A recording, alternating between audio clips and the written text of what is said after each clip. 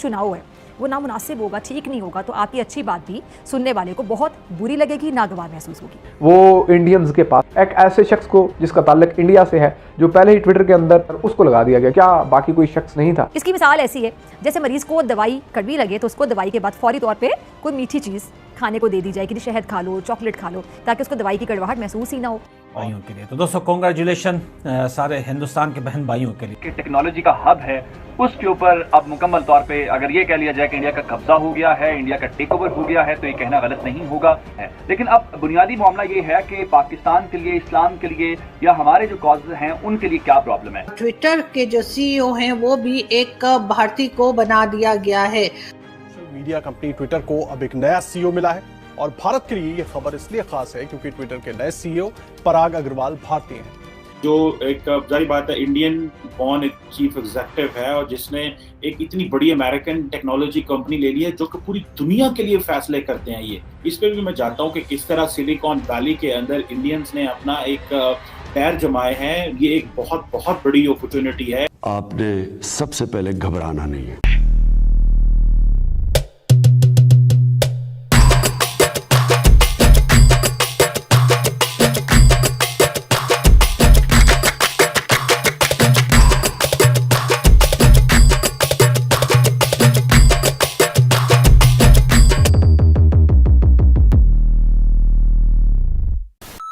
Wow, Indians के लिए good news.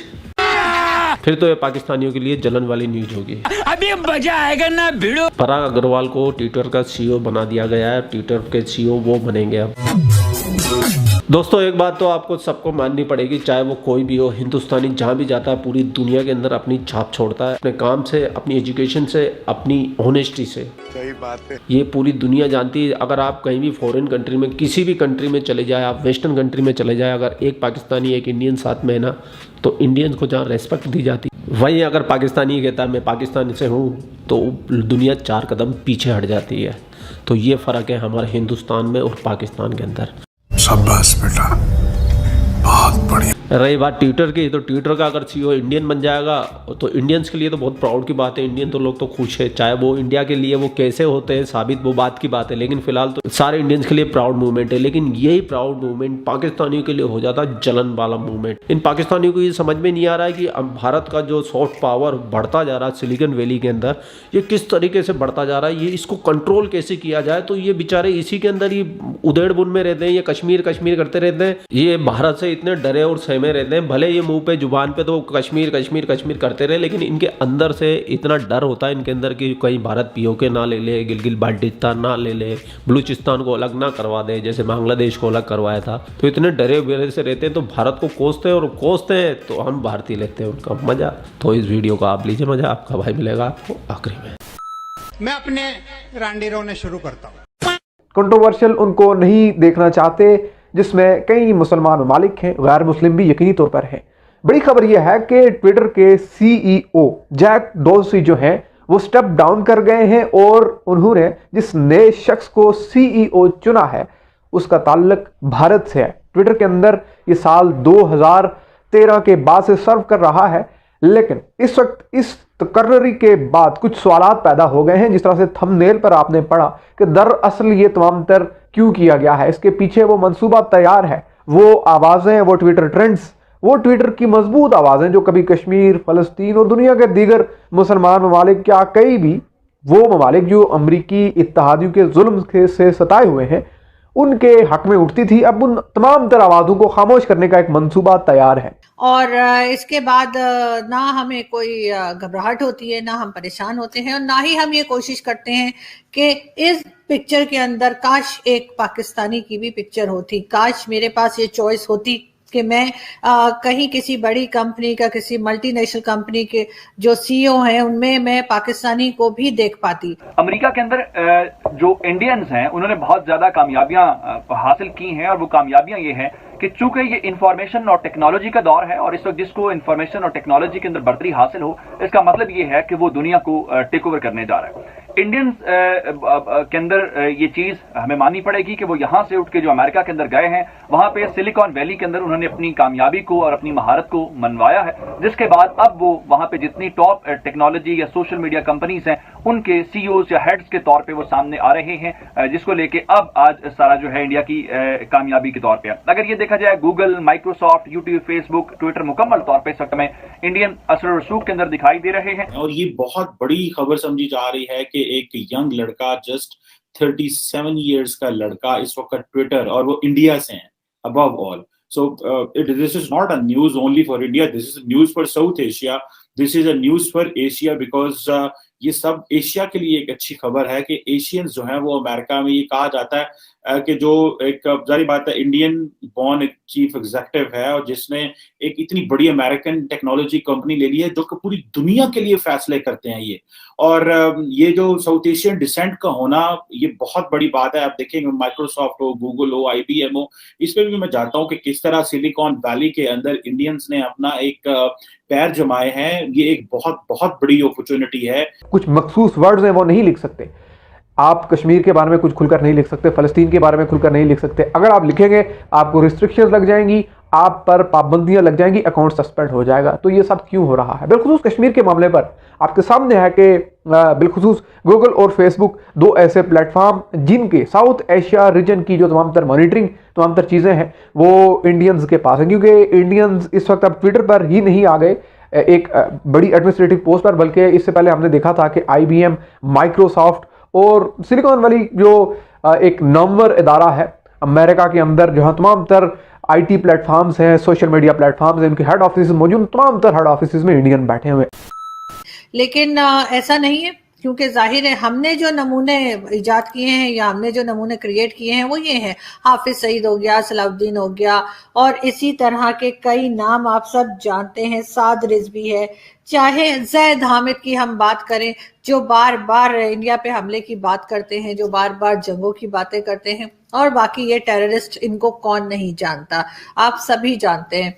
तो ये एक बहुत बड़ा डिफरेंस है हिंदुस्तान और पाकिस्तान में। और बहुत से भारतीय जो हैं वो जब जाते हैं अमेरिका, कनाडा या किसी भी यूरोपियन कंट्री में, बड़ी बड़ी जॉब्स उनको मिल जाती हैं, और उनकी जॉब जो है वो जाहिर है उनकी एजुकेशन की वजह से, उनके एजुकेशन फील्ड में जो सक्सेस है उसकी वजह से मिलती है।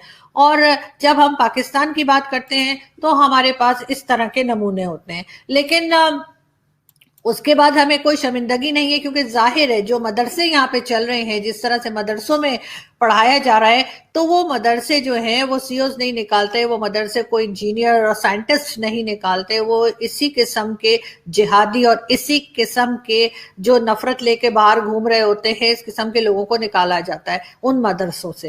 जो पॉलिटिकल सेंट्रल एक स्पीच बोर्ड है, एक डिपार्टमेंट है जो पॉलिटिकल चीज़ों को देखता है, वो पहले ही उसका CEO रह चुका है ट्विटर के अंदर, उसको लगा दिया गया। क्या बाकी कोई शख्स नहीं था? इस पर रिजर्वेशन तो हो सकती हैं, लेकिन भारत की लॉबिंग ज़ाहिर है कि मजबूत है। और हम देख रहे हैं कि ट्विटर पर इस वक्त बड़ा सराहा जा रहा है। इंडिया के अंदर IT के हवाले से यकीन तौर पर एक ग्रोथ मौजूद है, लेकिन इसको किस तरह से नेगेटिवली यूज़ किया जाता है पाकिस्तान के अगेंस्ट, स्पेशली मुस्लिम रीजन जितना भी है उसके हवाले से, इन तमाम तर प्लेटफॉर्म्स पर किस तरह की चीज़ें होती हैं वो आपके सामने हैं। और अब इस तकर्री के बाद ये बहुत ही खौफनाक चीज़ होगी कि अब वो तमाम तर आवाज़ें जो बची कुची आवाज़ें हैं जो कश्मीर पर, फ़लस्तीन पर या दीगर मामलात पर भारत और पाकिस्तान, इसराइल और फ़लस्तीन के हवालों से बोलती हैं, उनके लिए एक सिचुएशन बड़ी टफ कर दी गई। मैं समझता हूँ जैसे कि फॉर एग्जांपल फेसबुक है वो भी ऑब्वियसली वो देखती है इंडिया को बड़े केयरफुली, कि इंडिया की जो मार्केट है तकरीबन लार्जेस्ट मार्केट 340 मिलियन यूजर्स की समझी जाती है इंडिया के अंदर, और जिसमें तकरीबन 22 ऑफिशियल लैंग्वेजेस में फेसबुक इंडिया में सिर्फ ऑपरेट करती है। और ये जो चीजें हैं, मैं देख रहा था कि पिछले इंडिया में इंटरनेट यूजर जो है वो तो 825 मिलियन है, 825 मिलियन यूजर्स हैं इंडिया में, जिसमें से 340 मिलियन तो मैंने बताया फेसबुक यूजर्स हैं। और सिर्फ 2020 में इंडिया के अंदर 78 मिलियन इंडियंस ने सोशल मीडिया ऐप फेसबुक इस्तेमाल की, और उसके साथ इंस्टाग्राम और व्हाट्सएप भी अटैच है। तो जो क्वेश्चन मैं आपको बताना चाह रहा हूँ, जो बात मैं करना चाह रहा हूँ, that is how Indians are taking over the tech brands. ये एक बहुत बहुत बड़ा जो है वो एक डेवलपमेंट है, और ये that gives so much soft power to India. और ये एक ब्रांडिंग है, मैं समझता हूँ ये, और ये साउथ एशिया के लिए भी एक अपॉर्चुनिटी है। यहाँ के जो लोग हैं पाकिस्तान से, बांग्लादेश से, बाकी ममालिक से, उनके लिए भी एक अपॉर्चुनिटी है कि if the Indian youth can do why they can't do. सो ये जो चीजें मैं समझता हूँ कि इसी तरह अगर आप देखें कि बहुत सारी और कंपनीज हैं दुनिया में जो जिसके हेड्स हैं वो इंडियंस हैं, जैसे सुंदर पिचाई जो है वो सीईओ है गूगल के। अब देखिए कि वो again an Indian 43 year old क्या बंदा होता है, लेकिन किस तरह वो पूरी दुनिया में गूगल को बैठ के वो चीजें देख रहे हैं। फिर सत्या नडेला जो है माइक्रोसॉफ्ट के सीईओ हैं, ये एक बहुत बड़ा ऑब्वियसली उनके लिए एडवांटेज है इंडियंस के। और अब ये जो आज एक नया नाम है वो सोशल मीडिया के ऊपर ट्रेंड कर रहा है और उसकी बहुत ज्यादा सर्चिंग भी हो रही है। उसकी बहुत सारी वजूहात हैं। एक तो इंडिया के लिए कामयाबी है, दूसरा वो शख्स खुद एक कामयाबी के तौर पे बहुत सारे नौजवानों के लिए इंस्पिरेशन के तौर पे सामने आया है। किस तरीके से कि इतनी बड़ी कंपनी जिसको वो अब हेड करेगा, एक तो कम उम्र तरीन सीईओज में होगा, दूसरा ये है कि इतनी कामयाबी या इतनी जल्दी उसने पूरी कंपनी को टेक ओवर किया है, वो एक अपनी मिसाल है। लेकिन अब बुनियादी मामला ये है कि पाकिस्तान के लिए, इस्लाम के लिए या हमारे जो कॉजेज हैं उनके लिए क्या प्रॉब्लम है। अगर आपको इस वक्त याद हो तो ट्विटर और इंडियन हुकूमत का पहले ही फटा चल रहा है। अब इंडियन हुकूमत के लिए कामयाबी उनकी ये है कि वो इन कंपनीज के जो हेड्स हैं वो जाहिर बात है इंडियन है, उनका रुझान अपने मुल्क की तरफ तो होगा ही होगा, उनके जज्बात भी होंगे और इंडियंस अपने उस प्रोपेगेंडा के अंदर एक्सपर्ट भी हैं, चाहे डिसइंफोलैब उनकी पकड़ी गई या दीगर मामलात के अंदर चले गए।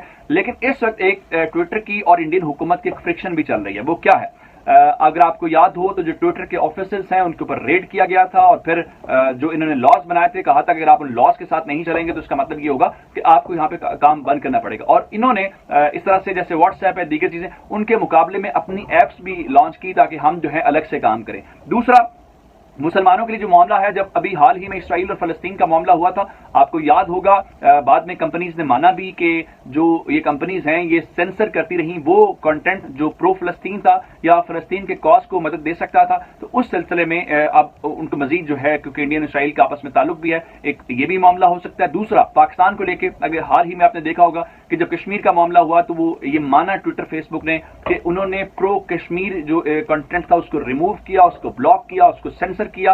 वो वर्ड्स जो थे, क्योंकि आपको पता है कि उसको एक एल्गोरिथम के तौर पे ये काम करता है, उसका अपना एक सेटअप है और अब उस चीज को लेकर मजीद रुकावटें।